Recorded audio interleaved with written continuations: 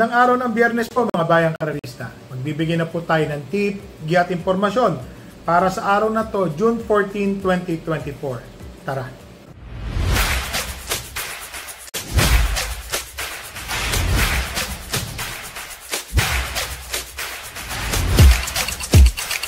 So mga bayang karerista, meron pong hinandang 8 karera para sa araw po ng Biyernes. Pakita lang po natin ang lineup. Medyo mahirap po talaga ang karera ngayong araw ng Biyernes, mga bayang karerista.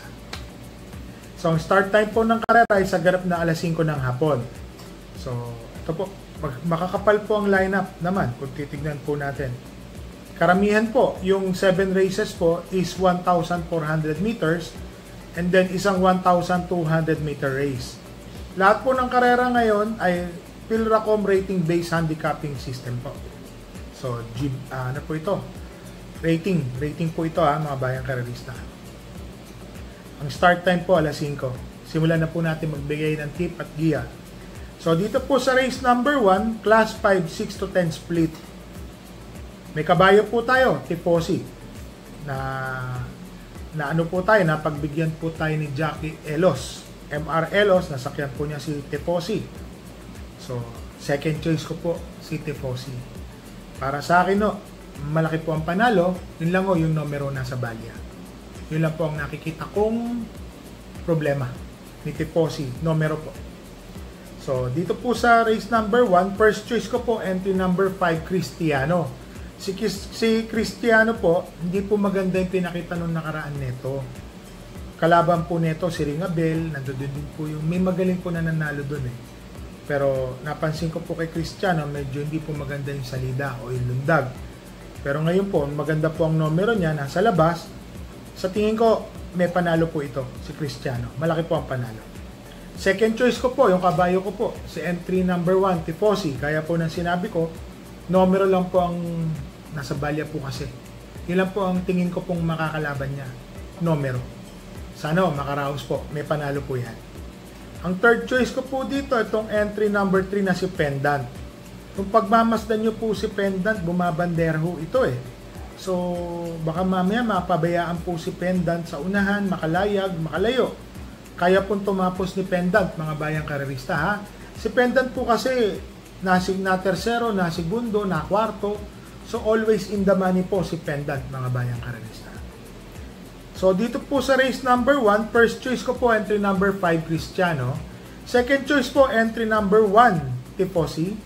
Third choice po, entry number 3, Pendant.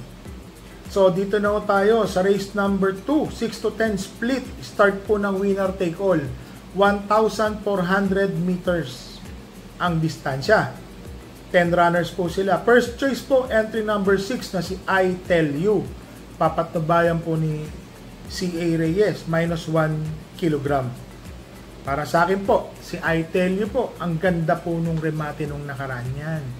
Na umikot lang po kasi ngayon, maganda na naman po ang numero nasa gitna. Yun lang na medyo pansin ko parang naiiwanan na po sa salida, sa lundagan, si I Tell You. Pero para sa akin po, malaki po ang panalo ni I Tell You. Ang second choice ko po dito, yung kabayo ko rin po, Bonnie Avenue. Si Bonnie Avenue po, mga bayang karerista, kung mapapansin nyo, na segundo, na tersero, na kwarto, parati naman nung labas yan. Yung kabayo na yan. Ngayon tinagbigyan niya tayo ni Jackie Elos. Siya po ang nag-iensayo kay Bonnie Avenue. So, alam niyo na, labas po yan. Lumundag lang po ng maganda to, ma-irate lang po ng maganda ni Elos, ni Jackie Elos. Tingin ko po, mananalo po yung kabayo ko na to. Ang third choice ko po dito, yung entry number 7 na si Laguna de Bay. May takbo ho kasi si Laguna de Bay na segundo. Ang lakas po ng laban. Napansin ko po yan. So, alam niyo naman tayo, pinapansin po natin yung mga bagay na dapat talaga nating mapansin dahil nagbibigay po tayo ng tip. Para sa akin po, si Laguna de Bay, may panalo rin ho. Pare-parehas po sila dito, may mga panalo. So, dito po sa race number 2, first choice po, entry number 6, I Tell You. Second choice po, entry number 2, Bonnie Avenue. Third choice po, entry number 7, Laguna de Bay. So, dito na tayo sa race number 3, mga bayang karerista. 10 runners po, 16 to 21 split. First choice po, entry number 2, Wolfgang. Ito pong si Wolfgang, tumakbo po ito nung kailan lang. Tumapos po ito ng 1.28.6, parang ganun po, 0.9. Tingin ko po, kung mauulit niya po yung ganun tiyempuhan sa same distance, malaki po ang panalo nito, dihado pa. Yan o Ang second choice ko po dito ay itong entry number 5 na si I'll Be There. Papatnubayan po ni Jeffrey Pagulaw Sarate. So, umentado po sa hinete mga bayang karerista. Tingin ko, malaki po ang panalo. Ang third choice ko po dito, yung galing sa panalong si Fast Sailing. Ito pong si Fast Sailing, mga bayang karerista, napakainam po ng tinakbo nung nakaraan. Yun nga gaya ng sinasabi ko, nanalo po ito, Ugando, malakas po ang kanyang tinalo rin.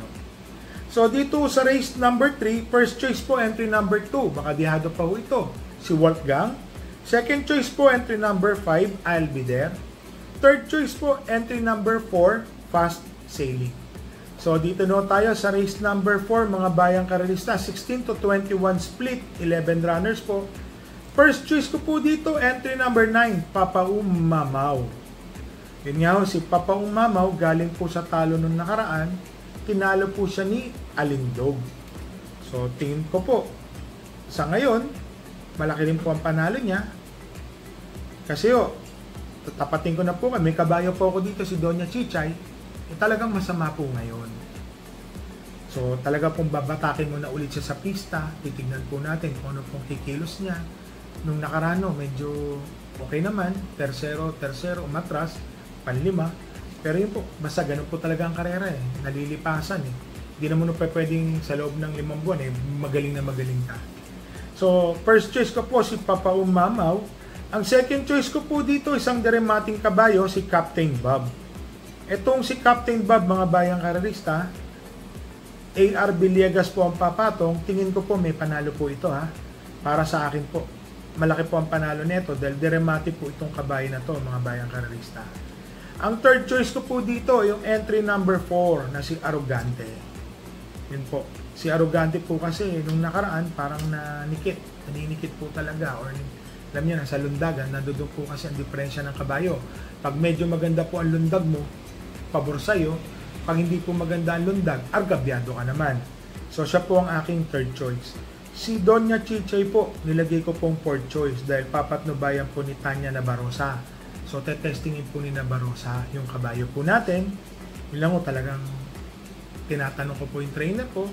May isang araw pa naman po na ensayo.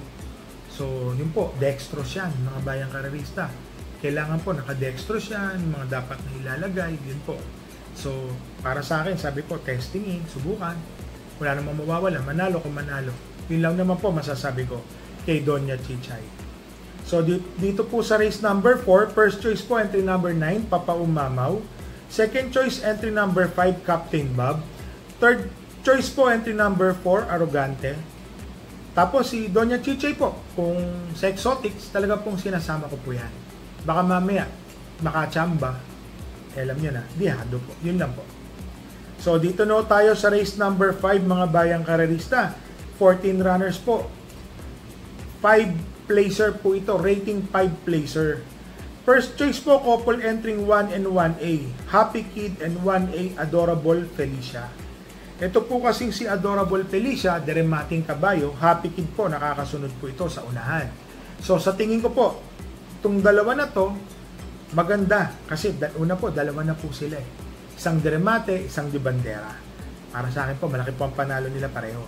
Ang second choice ko po dito, napapansin ko po ito, si Lucky Fortune. Nandoon na po, natimbang po ito nung May. Parang second week ng May o first week ng May. Si Lucky Fortune po parang na-tercero sa malakas na laban. Ngayon ito pong bago po siya makababa dito sa placer, may mga takbo po siya nakakwarto, nakikinto, so malalapit na rin po. So baka mamaya po, ito pong pagbaba niya dito, medyo gumaan naman po ang laban, tingin ko malaki po ang panalo. Second choice ko po siya rito. Ang third choice ko po dito, itong entry number 2 na si Rahab Bago. Tumakbo po ito ng milya, ang tinapos po niya ay 1:47 sa distansya. Ngayon, i-convert po natin, alam naman natin na halos the same lang naman din, at saka yung pista nun masama, kaya po niyang gumawa ng 131. Tapos bad, masama pa yung lagay ng pista nun, so i-convert natin yun, mga 1.29, kayang-kaya po ni Raha Bago. Tingin ko, malaki rin po ang panalo. Wag lang po mata-traffic, kasi nung nakaraan ang dami nila, na-traffic po kasi siya, umikot pa. So dito sa race number 5, first choice po entry ng couple entering 1 and 1A, Happy Kid Adorable Felicia. Second choice po entry number 4, Lucky Fortune. Third choice po entry number 2, Raha Bago. So dito na po tayo sa race number 6 mga bayang karerista. 11 runners po, 1,400 meter race, rating 22 to 27. First choice ko po dito entry number 7, Hook on the Run. Papatnubayan na po ni Mark Angelo Alvarez. Mark Alvarez po ang papatong. Tingin ko po, malaki po ang panalo nito. Lalo na titignan po natin, siya lang po yung talagang lehitimong matulin dito sa grupo na to. Ang second choice ko po dito, itong entry number 6 na si Nards 23. Kasi si Nards 23 po, mga bayang karerista, nababanggit na yan, lumalapit na yan sa mga takbuhan. Nandoon po yan si Nards 23. So para sa akin po, malaki po ang panalo niyan. Ang third choice ko po dito, itong entry number 4 na si Queen Louise. Nasa rating 27, 22 to 27. Tumitimbang naman to na medyo mataas na ratings. So sa tingin ko po, may panalo po ito mga bayang karerista. May tsamba naman po. So dito po sa race number 6, first choice po, entry number 7, Hook on the Run. Second choice, entry number 6, Nards 23. Third choice po, entry number 4, Queen Louise. So dito na tayo sa race number 5, mga bayang karerista. May kabayo po tayo, unahin ko na banggitin, Ring a Bell. Malakas po ang laban. Tingin ko walang panalo. Kahit isama, kahit saan, hindi ko po may sasama. Kahit loyalty bet, sayang naman yung pera mga bayang karerista. Bibili ko na lang po ng tubig at soft drinks. Kasi talagang ang lakas po Napakalakas ng laban ni Ring a Bell. First choice ko po dito sa race number 7, entry number 1, Dugong Bughaw. CS pare po ang papatong, mababa po sa laban to. Para sa akin po, malaki po ang panalo nito Tumitimbang po ito ng matataas na ratings Makikita nyo po sa 16 to 21, parang na-tersero po ito. So nagre-review rin po tayo, nakikita po natin at natatanong din natin yung trainer ko. Ang second choice ko po dito, itong entry number 7 na si Heroes del 96. So nakababa nga rin po ito sa rating 9. So sa tingin ko po, may panalo rin po ito. Ngayon po, ang third choice ko po dito, itong entry number 8 na si BG. Si BG po, nung milya ang karera, bumandera po ito. Hanggang 3 kwartos po ata tawag doon. Lakpas ng medya milya, yung papasok po, nandoon pa rin po si BG. Tingin ko po, tinesting na po ito nung nakaraan. Ngayon may panalo po ito So dito po sa race number 7, first choice po, entry number 1, Dugong Bughaw. Second choice po, entry number 7, Heroes del 96. Third choice po, entry number 8, BG. So dito na tayo sa race number 8, mga bayang karerista.